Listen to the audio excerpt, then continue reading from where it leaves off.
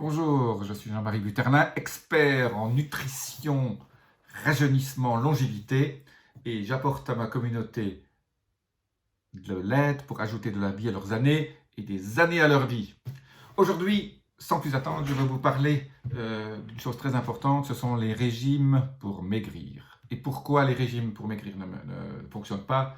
Ça, vous le savez peut-être déjà, mais pourquoi je suis contre les régimes et pourquoi j'ai cette autre solution super facile, super importante à mettre en place pour perdre du poids.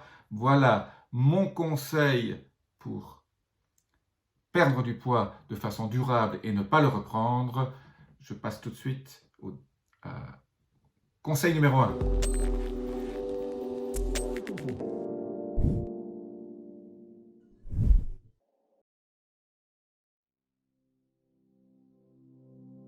Au lieu de faire des régimes alimentaires ou faire des régimes caloriques ou des régimes de restriction qui ne marchent jamais et vous avez ce qu'on appelle l'effet yo-yo que vous connaissez bien, moi je n'ai qu'un conseil à vous donner pour maigrir facilement de façon constante jusqu'à votre poids optimal et ne rien reprendre.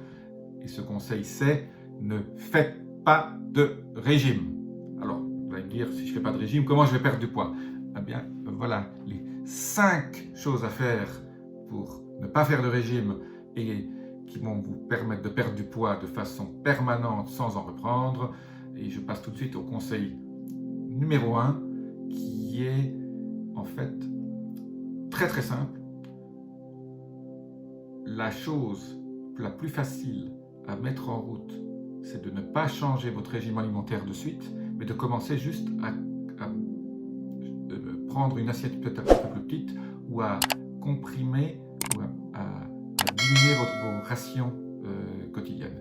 Donc, pendant 2, 3 semaines, 4 semaines, vous ne changez rien à votre régime, vous mangez juste un petit peu moins, c'est-à-dire au lieu d'avoir une grassiette, ou alors vous vous resservez 2 fois de choucroute ou 2 fois de frites, ou vous prenez un steak de 300 grammes, ben voilà, maintenant vous commencez pendant quelques semaines, juste petit à petit, à restreindre les portions que vous prenez. Donc ça, vous faites ça pendant 3 à 4 semaines, vous allez commencer à voir une diminution de votre poids, toute petite, mais déjà le fait de restreindre le nombre de calories, bien que ce ne soit pas toujours les calories qui sont importantes, c'est la qualité des calories qui est importante, et je vais en parler tout de suite ça dans le conseil numéro 2, mais vous commencez à restreindre vos portions. Après 3 à 4 semaines de cette restriction au niveau des portions, et vous allez déjà vous sentir mieux, vous allez déjà vous sentir peut-être moins gonflé, commencer à perdre peut-être 1 ou 2 kilos, vous passez au conseil numéro 2. Le conseil numéro 2 est très simple, il faut commencer à réhabituer vos papilles gustatives à avoir du plaisir avec des aliments plus sains. Donc en fonction de ce que vous mangez, si vous mangez beaucoup de sucre, beaucoup de frites, beaucoup de choses un peu qui ne sont pas toujours très saines, de charcuterie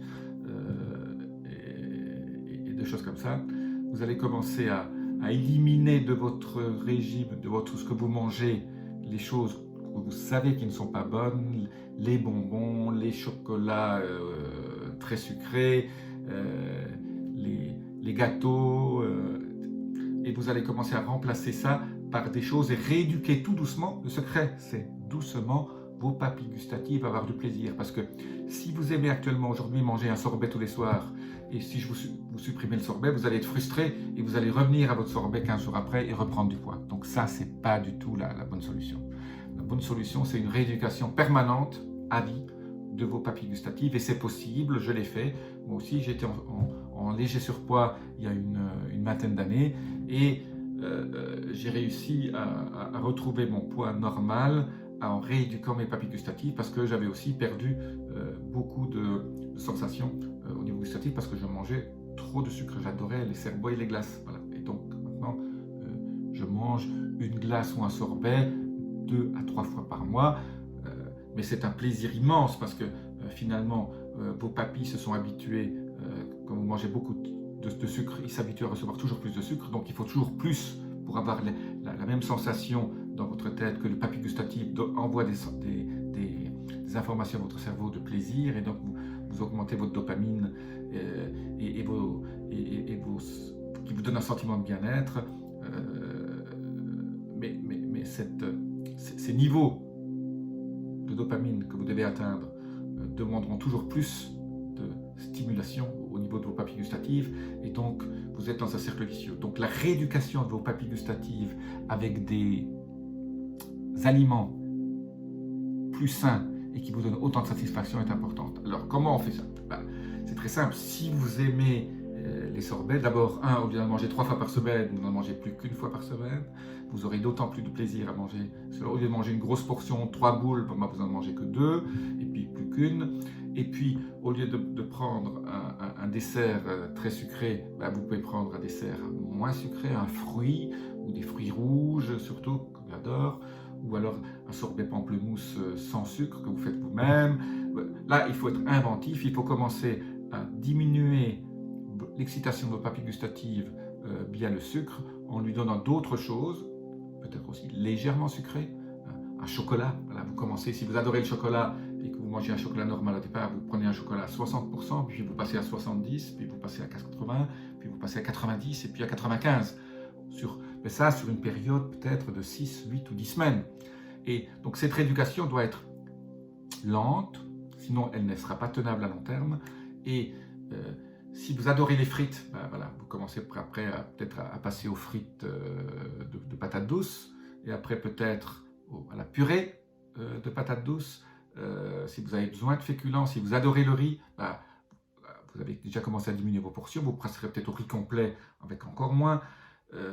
Donc tout cela, cette rééducation de vos papilles gustatives doit se faire, comme je dis, doucement, et surtout ne pas forcer votre cerveau à accepter les haricots verts cuits à l'eau avec un peu de beurre dessus, parce que ça fait partie des régimes. Si vous n'arrivez pas à aimer ce que vous mangez pendant cette période de rééducation de vos papilles, vous ne tiendrez pas, vous repartirez dans l'autre sens et vous mangerez les choses qui ne sont pas bonnes et qui vont vous faire regrossir. Donc le secret du régime, c'est pas de régime, mais une alimentation qui vous fasse plaisir, sur laquelle vous avez une excitation de vos papilles, et qui fasse en sorte que ce plaisir soit continu, et que les aliments que vous mangez soient sains. Vous savez très bien maintenant ce que sont les aliments sains. On est capable de faire maintenant des légumes avec beaucoup de goût. Il faut ajouter des épices, la coriandre, le basilic, l'estragon, toutes ces bonnes épices, le gingembre, un petit peu le zeste de citron qu'on met dessus, tout ça donne du goût. Mais vos papilles ont peut-être été éduquées maintenant pendant 10, 15, 20, 30, 40 ans souvent à être excitées par tous ces produits fabriqués par l'industrie alimentaire qui sont là pour exciter vos papilles. Voilà, un jour, je vous ferai une vidéo sur les chips et comment sont fabriqués les chips et pourquoi, quand on démarre une boîte de chips, on la finit. Tout ça, c'est en fait une espèce de processus que l'industrie alimentaire crée en mettant des produits dans les chips qui font en sorte qu'avec un, vous n'en avez jamais assez. Et donc, une fois que vous commencez ce cercle vicieux, vous êtes parti sur la mauvaise pente. Donc, n'achetez pas les chips. Et mon conseil principal aujourd'hui au niveau de votre rééducation, c'est cette rééducation au niveau des sucres. Donc, il faut éviter les sodas, tout ce qui est boissons sucrées pétillantes. Ça, c'est la première chose, à tout doucement les enlever. Si vous preniez 6 canettes par jour, au bout d'une semaine, vous n'en prenez plus que 3. Au bout de 3 semaines, vous n'en prenez plus qu'une par jour. Et au bout de 6 semaines, vous en prenez 0 et vous remplacez par peut-être une eau pétillante qui contient peut-être une petite saveur de citron ou quelque chose qui va remplacer ça. Mais ce sera une eau qui n'aura pas de calories comparée aux 9 ou 10 sucres que vous avez par canette dans un soda. Voilà. Donc, mon conseil principal, rééduquez vos papilles en enlevant petit à petit les choses que vous savez très bien qui ne sont pas bons pour votre santé et pour votre poids, et notez tout ce que vous faites. Tenez un journal de bord des choses que vous changez. Moi, je suis un fanat de ce que les Américains appellent journaling, c'est tenir un journal, ils ont un nom pour ça, et écrivez tous les jours les progrès que vous avez faits et vos résultats, et mesurez votre tour de taille, votre poids pas tous les jours, votre tour de taille vous pouvez le mesurer tous les jours, votre poids une fois par semaine, ça suffit, dans votre journal, mettez un peu vos émotions, ce que vos papilles ont ressenti. Et puis si vous retombez un jour dans une grosse pizza et que vous avez pris 1 kilo le lendemain, c'est pas grave. Tout ça est un processus à long terme. N'oubliez pas que les régimes ne marchent pas. Le seul régime qui marche, c'est pas de régime, mais une rééducation permanente de votre alimentation que vous pouvez tenir à long terme. Il faut vous dire, si ce que je fais maintenant, je peux le continuer toute ma vie, c'est que là vous aurez gagné et vous serez avec un sentiment super d'avoir de l'énergie, d'être en forme. Et ce qui est l'ennemi de votre corps, sachez-le bien, ce sont les sucres. Le sucre est un poison violent et je vous en parlerai dans une prochaine vidéo. Laissez-moi vos commentaires là-dessous si vous souhaitez recevoir des informations sur pourquoi le sucre est un poison violent et pourquoi le sucre est beaucoup plus gros problème que toutes les drogues, que le cannabis et tout ça crée beaucoup plus de morts que les accidents de la route, et pourquoi je suis un fervent avocat de bannir les sucres et de mettre peut-être un warning comme sur les paquets de cigarettes, le sucre tue. Parce que je peux le prouver et je vais vous laisser quelques études cliniques là-dessus qui montrent que le sucre est vraiment un gros problème. Donc éliminez les sucres et quand je parle de sucre, je ne parle pas seulement des sucres ajoutés dans les canettes de soda et de tous les drinks que vous trouvez. Je parle y compris les sucres contenus dans certains fruits très sucrés comme les oranges. Je ne suis pas pour les oranges. Je sais que les vendeurs de jus d'orange ne vont pas m'aimer, mais le jus d'orange le matin est une ineptie considérable. Certains nutritionnistes me diront que ce n'est pas vrai, mais je vous assure que le fructose dans le sucre, c'est du sucre, et il faut privilégier au niveau des fruits et légumes les fruits à bas taux de sucre et les légumes qui sont aussi à fort potentiel nutritif et qui n'ont pas trop de sucre non plus. Les carottes, les tomates et les betteraves rouges contiennent du sucre. Il faut en manger, mais en quantité raisonnable, et donc contenir ces sucres à un niveau le plus bas possible tous les jours. Et si vous arrivez à faire ça de façon constante, mais en prenant son temps, vous obtiendrez votre poids idéal. Voilà. Si vous avez aimé cette vidéo, appuyez sur le petit bouton abonnez-vous, donnez-moi un like ou un dislike si vous n'avez pas aimé. Tout ça m'aide pour mon référencement et l'algorithme YouTube.